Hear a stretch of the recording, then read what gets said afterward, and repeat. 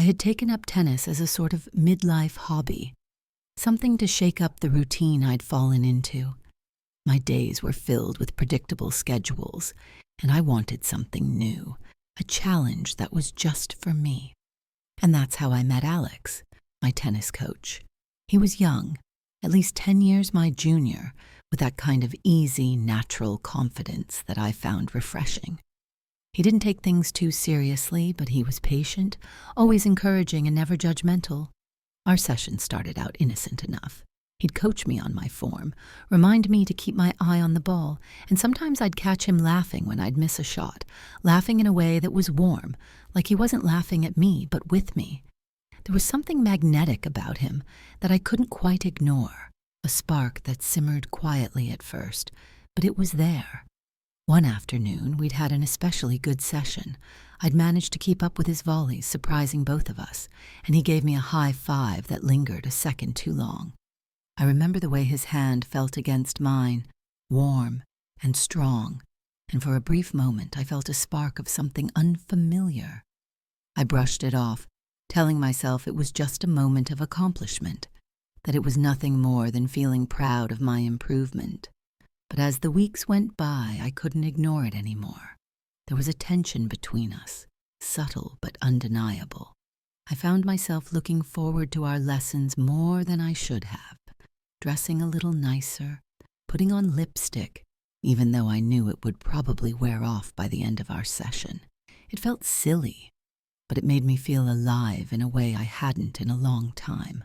One day, as I was getting ready to leave, Alex stopped me, mentioning he'd noticed my grip was off and suggesting we work on it. Before I knew it, he was standing behind me, adjusting my hand on the racket. I could feel his breath against my shoulder, his hands warm against mine, guiding me as he spoke softly in my ear, explaining how to shift my weight. I could barely focus on his words, too aware of the closeness between us. It was harmless, of course, just a coaching tip, but the way his hands lingered just a second too long made my pulse quicken. I turned slightly to thank him, and for a split second our eyes met, and I saw something there, a flicker, maybe, like he was feeling the same pull I was. But he looked away quickly, clearing his throat and taking a step back, as if he'd sensed the same line and knew not to cross it. My heart was still pounding as I gathered my things, unable to shake the feeling that had passed between us. As I walked back to my car, I tried to convince myself it was nothing, that I was just reading too much into things. But there was a part of me that didn't want to ignore it, that wanted to explore whatever was building between us. And that scared me, more than I cared to admit.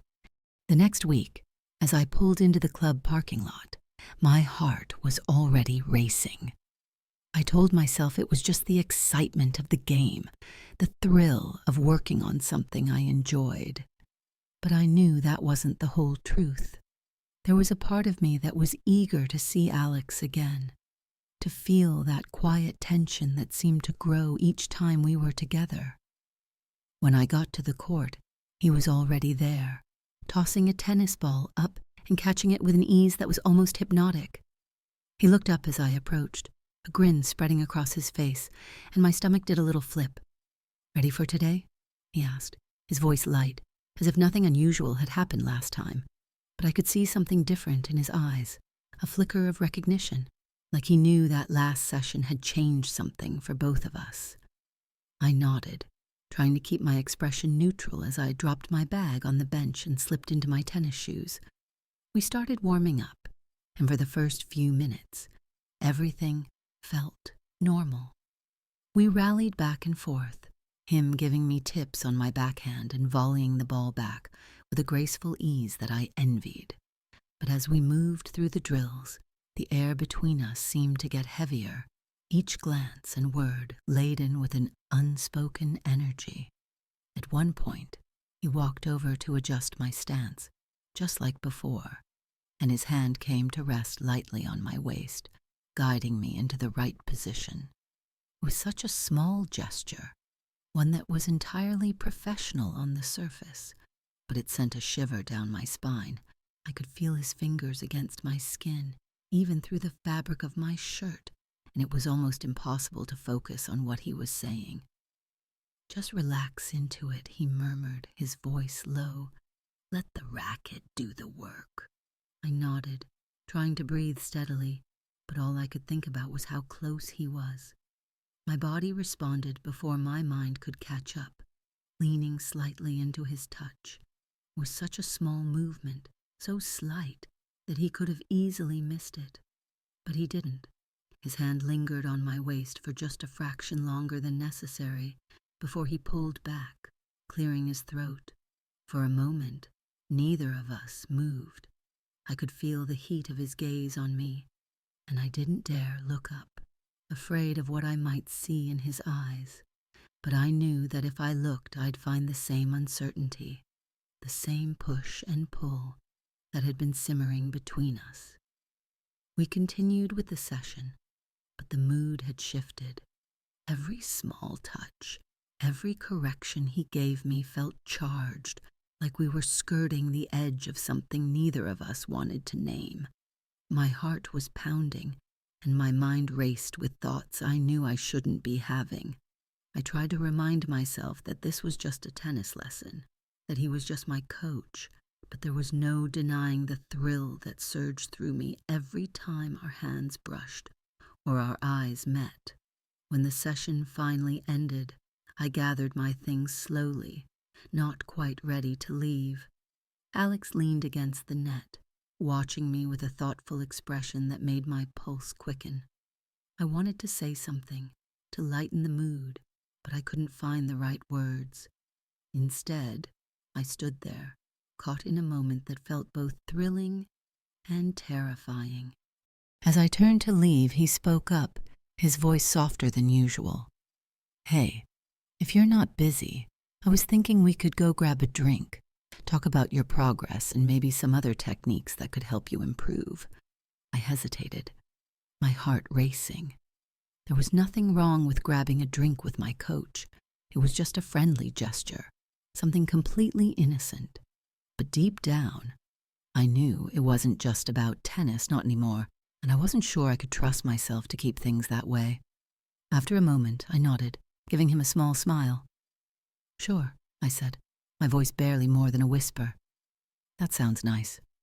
We ended up at a quiet little bar not far from the club, the kind of place that was dimly lit, with soft music playing in the background. We found a booth in the corner, and as we settled in, the familiarity of the tennis court faded away, replaced by an intimacy I wasn't prepared for. He ordered a beer, and I opted for a glass of wine, the warmth of it spreading through me as we talked about anything but tennis. It was easy, natural, as if we'd known each other for longer than just a few months. He told me stories about his family, about the little town he grew up in, and I found myself laughing in a way I hadn't in a long time. He had this way of making me feel seen, understood, and it felt dangerously good. At some point, I noticed that his hand had moved closer to mine, resting on the table just inches away. I glanced at it, feeling my pulse quicken, and when I looked up, he was watching me, his eyes dark and unreadable. There was a question there, unspoken but loud, hanging in the air between us. I could feel the weight of it, pressing down on me, daring me to answer. I knew I should pull away, make an excuse and leave, but I didn't. Instead, I let my fingers inch closer to his until they were barely touching. The contact was light, almost innocent, but it felt like crossing a line I couldn't uncross. He didn't pull away, didn't say anything, just held my gaze with an intensity that made my breath catch. For a moment, everything else faded away. The bar, the other patrons, even the fact that he was my coach, all of it disappeared, leaving just the two of us, caught in a moment that felt like it could go either way. I knew I was playing with fire, that this was dangerous territory, but I couldn't bring myself to pull back. The ride home from the bar was a blur. I barely remember what we talked about as we walked out.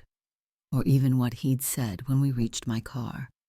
I just remember the way he looked at me, the quiet, steady gaze that felt like it was peeling back every layer I had, seeing parts of me I wasn't sure I wanted to share.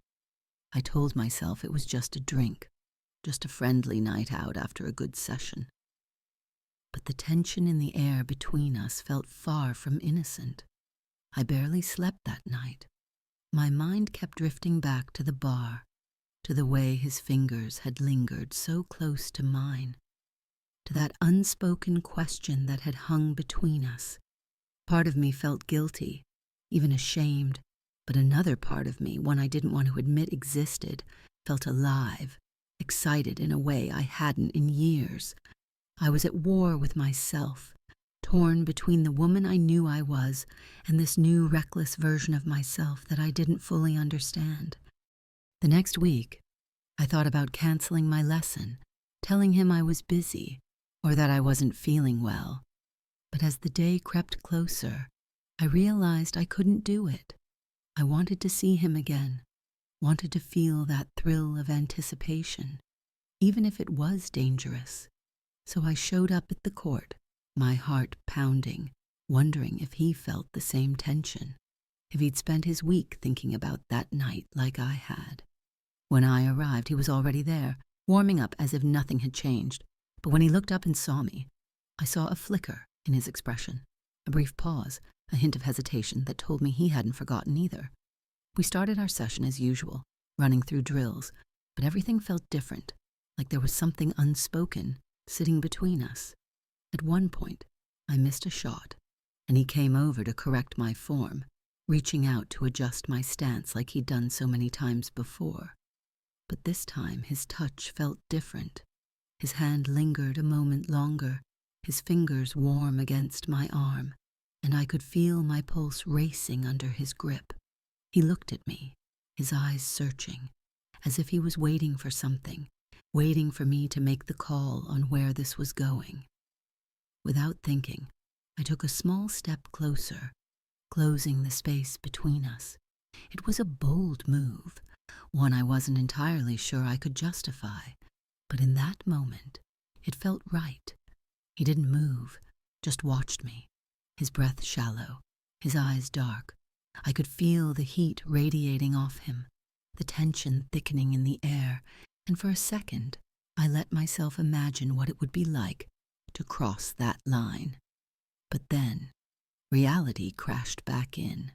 I saw the familiar lines of the tennis court, heard the faint sound of voices from nearby, and felt a wave of clarity wash over me. This wasn't some fantasy.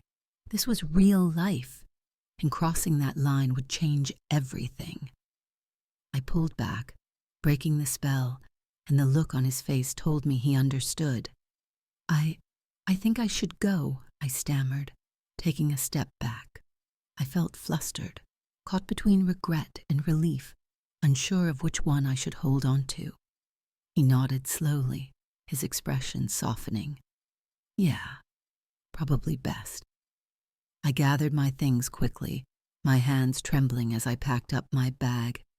I could feel his gaze on me, and part of me wanted to look back, to say something that would make this all go away, but I knew that wasn't possible. Some things, once felt, couldn't be unfelt.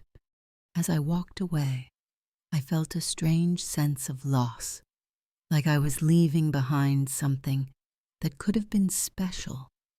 But I also felt a sense of peace, knowing I'd made the right choice. Maybe in another life things would have been different, but in this one I had a life I wasn't willing to risk, even for a connection as electric as the one I felt with Alex. I didn't look back as I walked to my car, but as I drove away, I couldn't help but feel that our story, whatever it had almost been, would linger with me for a long, long time. Click on the subscribe button on the screen to subscribe to our channel for more real and true stories like this.